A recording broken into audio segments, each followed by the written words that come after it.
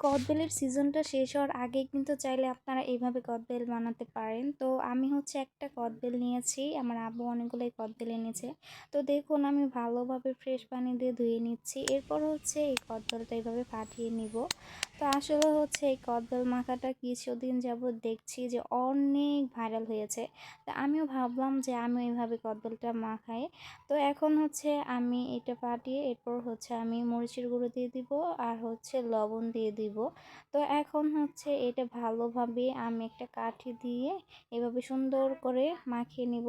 তো ভালোভাবে হচ্ছিল না, এর জন্য আবার আমি এগুলো আবার উঠিয়ে এরপর হচ্ছে পাতায় দিয়ে এভাবে আমি বানাবো। তো দেখুন এটা হচ্ছে কলা গাছের পাতা। তো আমি ভালোভাবে মাখিয়ে নিব আর এর সাথে একটু লেবুর পাতা দিচ্ছি যাতে একটু ফ্লেভারটা আসে। তো দেখুন সুন্দর করে আমি মাখিয়ে নিচ্ছি। তো এভাবে যদি আপনারা চাইলে কিন্তু একদিন কদবেলটা মাখিয়ে খেতে পারেন। তো দেখুন অনেকটাই সুন্দর হয়েছে কিন্তু আর খেতেও অসাধারণ লেগেছে। তো আপনাদের কেমন লেগেছে অবশ্যই বলবেন। সবাই ভালো থাকবেন। আল্লাহ হাফেজ।